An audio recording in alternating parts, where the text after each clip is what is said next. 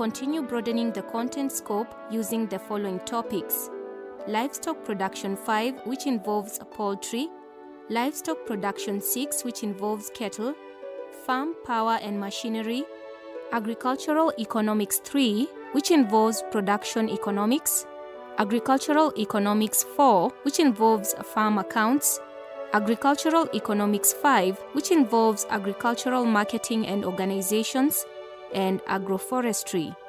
You will also have the opportunity to learn new skills as you navigate through Form 4 Agriculture digital content and practice answering examination questions as a preparation for the subject evaluation.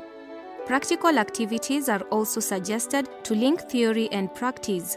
Welcome and enjoy Form 4 Agriculture digital content.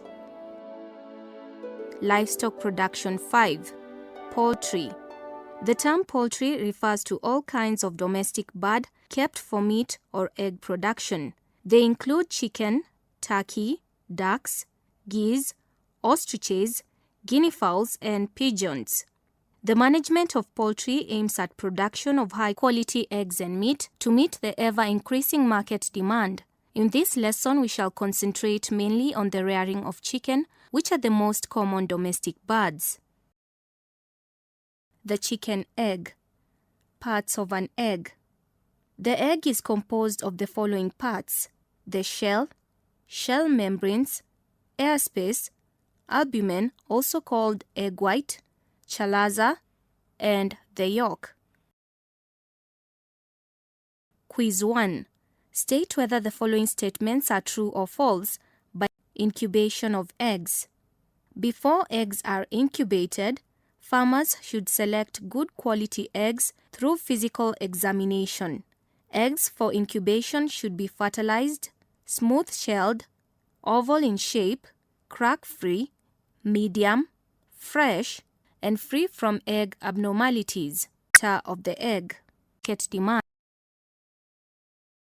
Egg candling. Importance of egg candling. Egg candling is a method of examining the internal condition of an egg for abnormalities by looking at it against a strong light in a dark room. Egg candling helps to detect any hair cracks on the egg shells, whether egg is fertilized, presence of double yolks, size of air space, and meat and blood spots in an egg.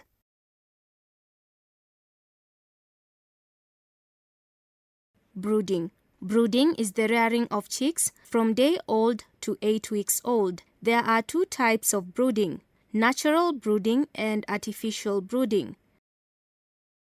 In natural brooding, a hen is allowed to stay with the chicks, providing them with warmth and security. The conditions of a brooder.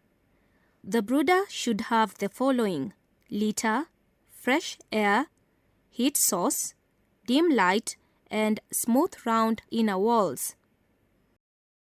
Artificial brooding. In artificial brooding, chicks are kept in a structure called a brooder, where food and other requirements are provided. The brooder structure should be rounded to prevent chicks from overcrowding in corners, resulting in suffocation. Equipment used in a brooder. The equipment needed for artificial brooding include feeders, which should be clean and sufficient; waterers, which should be designed in a way to prevent chicks from fouling the water; debeaking tools, which include scissors, knife, file, and debeaker. Brooder and brooder management.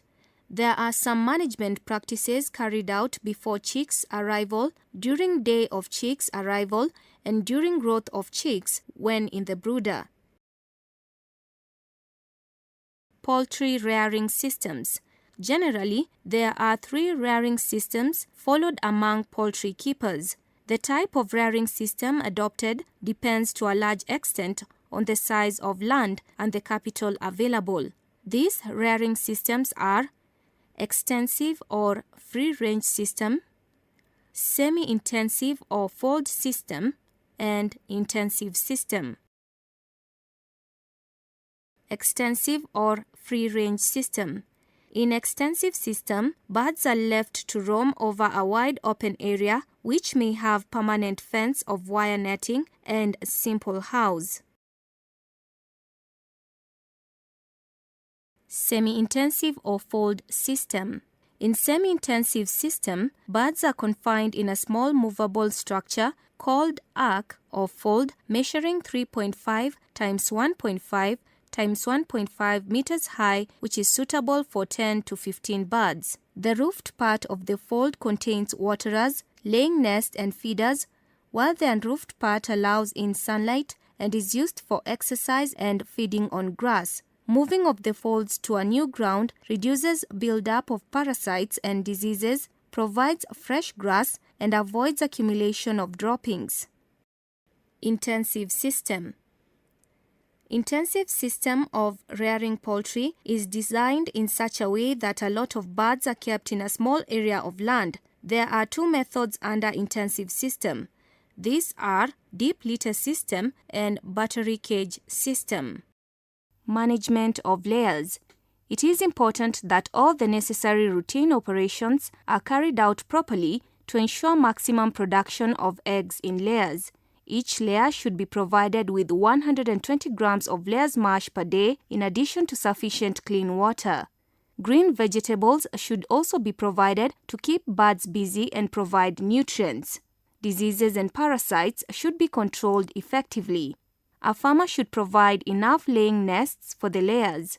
Eggs should be collected at regular intervals, at least twice a day. Poor layers should be culled. Management of broilers. Broilers are referred to as table birds. They exhibit high growth rate due to their high feed conversion ratio. Broilers are kept in a brooder for the first 4 weeks, feeding on broiler starter mash ad libitum. From the 4th week, they are removed from the brooder and are fed on broiler finisher to the point of slaughter at the age of 8 weeks. Clean water should be provided at all times. Diseases and parasites should be controlled. Stress and vices in chicken. Stress in chicken. Stress is a condition imposed on poultry that makes them uncomfortable. Stress in birds is identified by watching the behavior of birds. For example, unusual noise, opening of beaks, loss of appetite, and dullness. Birds with stress are nervous and display signs of discomfort. Stress in birds may be caused by sudden loud noises, presence of strangers or predators, sudden change of routine, overcrowding, lack of food and water, extreme temperatures, or poor handling of birds. Control of stress in chicken. In order to control stress in birds, poultry houses should be built in a quiet place, should be properly ventilated, well insulated, and spacious. Birds should be handled properly in order to reduce stress. Change in routine should be gradual. Birds should be provided with sufficient well-balanced diet, while diseases and parasites should be controlled promptly. Vices in chicken. Vices are bad habits developed by birds. The most common vice behaviors are egg eating and cannibalism. Egg eating is caused by bright light in laying nests, presence of broken or soft-shelled eggs on the floor, lack of calcium, idleness, and eggs on the floor. Control of egg eating in chicken. Egg eating can be controlled through the following ways: making laying nest dark or dimly lit, providing enough laying nests, providing enough balanced diet, collecting eggs frequently and regularly, and debeaking perpetual egg eaters. Cannibalism in chicken. Cannibalism is a vice in which birds peck each other, resulting in injury or, in extreme cases, death. Apart from lack of balanced diet in the poultry, cannibalism is also caused by presence of external parasites, idleness, prolapse cloaca, very bright light, especially in the brooder, and disturbance of the pecking order due to introduction of new birds. Marketing of eggs. Marketing of chicken eggs. Marketing of eggs involves all the activities which are associated with flow of eggs from the producers to consumers.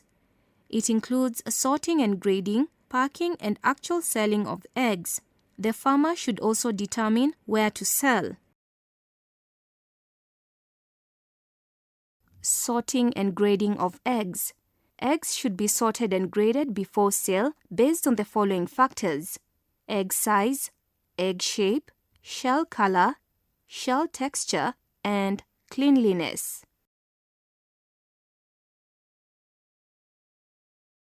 Selling of eggs. Selling of eggs involves actual presentation or display of eggs in a market. Eggs can be sold directly to consumers or to retailers, wholesalers, or cooperatives. Marketing chicken meat. Chicken meant for meat are referred to as table birds. Table birds include cockerels and capons, cocks or roosters, hence past profitable egg production and culls, and broilers. In most cases, broilers' birds are killed and dressed before sale.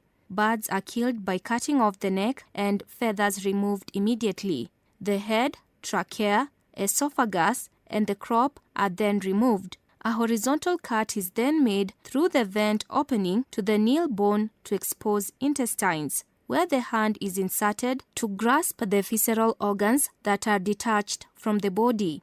The heart and lungs are then removed. The shanks are then chopped off before washing the carcass in clean water. The carcass is then properly packed, ready for dispatch.